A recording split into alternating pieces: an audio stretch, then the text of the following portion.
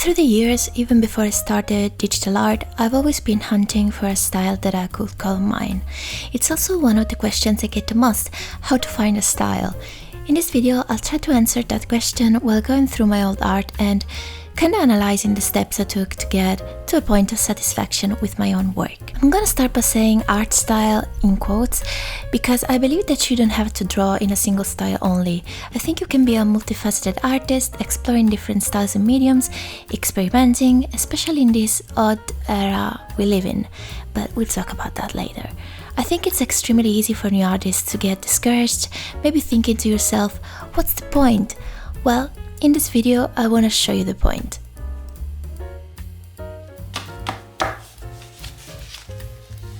So my dad found some of my childhood drawings. I wanted to show you some because this is really fun and I haven't seen all of this, so let's see.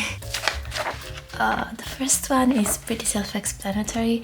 I had a phase when I was, 7 to 9 years old where I would only draw Disney characters like Donald Duck and Mickey, and I especially loved Donald Duck, so I have hundreds of these. I mean, it's not bad.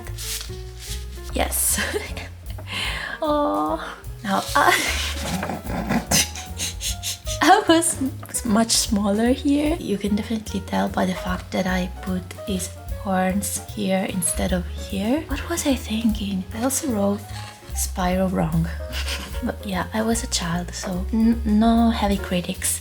Pokemon, of course. I cannot really explain what's going on in this scene.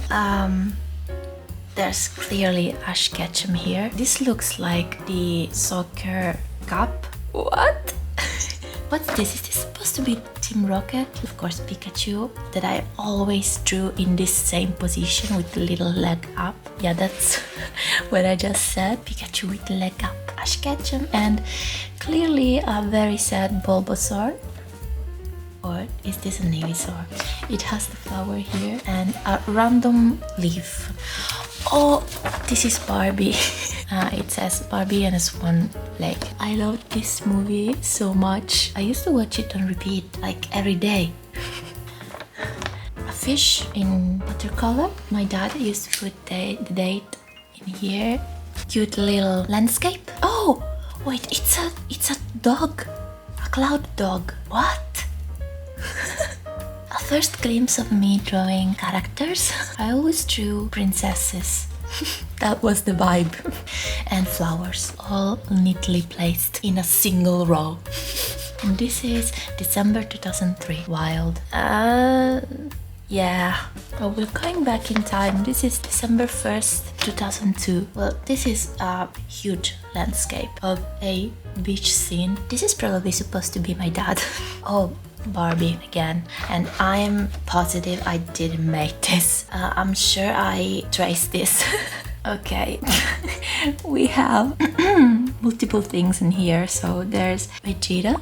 Clearly this is Vegeta with Goku's hair. Probably this is me trying to draw muscles in a spiral, and I don't know, is this supposed to be the enemy? This is so weird. Children are weird. That was it. And then there's a huge time skip. Yes, because through my early teenage years, I dedicated my mind, body and soul to music. I did some art from time to time, mostly realistic portraits in dry oil. A fantastic technique if you ask me, but should I show you 700 portraits of Tokyo Hotel members? For the sake of science, I'll show you one. Yeah. Fast forward to me at 19 discovering digital speed paintings on YouTube. My art at that point was very oriented to mangas, and I especially loved drawing chibis. My tools were my laptop, a Wacom bamboo tablet, which unfortunately I don't own anymore, but it was this one, and a good old paint tool Sai. I love that software so much. At this point I was very focused into coloring, which I can tell looking back at this that I was still learning and experimenting, especially with hair, because it's different in every piece. But I eventually overcame the chibi phase and I started exploring other stuff. Here I can tell I started working on Clip Studio. I can recognize some of the brushes and I must say I do not mind this style. It was a style. I wanted it to look like 90s anime and my rendering and shading wasn't very on point. I think it's too soft for my current taste, but I also think the line art was fine till I slowly started drifting away from anime style art, leaning towards more of a cartoonish style, and I believe this was my worst art phase ever because it was so hybrid. This doesn't look right to me. Nose and lips were too small for the way I drew the head and the face, and it looks so weird. And I kept drawing like this for a while until I started making the nose and lips bigger and everything finally made sense to my eyes. Although I must say I used to get a lot of commissions during that time, so I suppose people actually enjoyed it. We are our biggest critics, aren't we?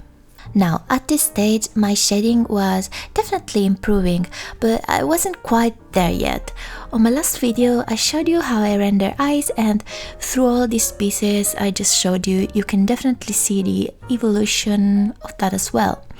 If you're feeling a bit stuck or insecure about your art, one of the best ways to feel better is looking back at your old drawings, because seeing your own improvement just puts everything into a different perspective, trust me. Sometimes we don't realize how much we have changed through the years. And talking about eyes, here's when I started drawing an inner corner, and that little detail changed my entire approach to art, taking me to the present day. And for today's video, I selected one of my old pieces to redraw right now in my current style, and we'll compare them. This is the piece I choose. It's very simple and I think it will be perfect to highlight all the differences, so let's start. Besides the fun part of looking back at someone's old drawings, there's also a reason why I wanted to show you my journey of becoming an artist and finding myself in art. And that reason is pretty simple: the process. The entire point of making art is the process itself, the hours, the quality time you spend creating something that you will ultimately be proud of and cherish, because you trusted yourself enough to create. And if we lose that ability, what's left? What's left of a guitarist without their strings, of a pianist without piano? What's left of an artist without their pencils? When people talk about this topic, emotions easily take over, and I get that. The video isn't to convince random people that AI art is bad and damaging, and also I don't want to demonize technology. This video is dedicated to all the small artists who are just starting, feeling discouraged to even try, thinking, what's the point in this era of new technology? The point is everything I just showed you before. The point is looking back at your own drawings and saying, wow, I improved so much. The point is the process. The value is the process. Wanna know why you'll be proud of your final result? Because you made it with your hands, because your sweat is in there, your skills and abilities that you built over time, the emotions you poured into your art. And it's not just about visual arts. Any kind of art comes from emotions and ideas that technology will never be able to replicate, unless it becomes self-aware, but at that point I think we'll reach the singularity and I feel like we'll have bigger problems. Uh-oh. Is this gonna be another crazy experiment that crosses a line man was not meant to cross? So do not give up on your capability to learn. Do not give up on the most powerful computer, which is your own brain.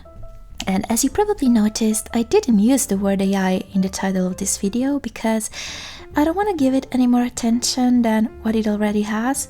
I want my channel to be an art channel, not making drama, anxiety-inducing videos.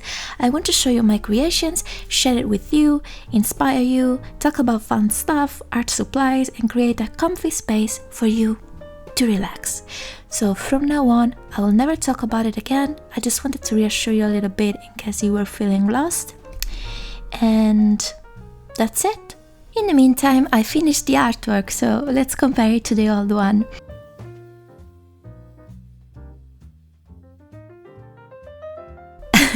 I mean, I can let the image speak for itself. The piece you just saw took me 1 hour. Because I cleaned the sketch instead of doing a line art, I do it sometimes, and in this case I wanted to be faster for the video. But yeah, this is a fantastic exercise you can do with your own art to see your improvement. Thank you so much for watching, guys. I hope you enjoyed the video, and remember, don't be afraid to create. Bye!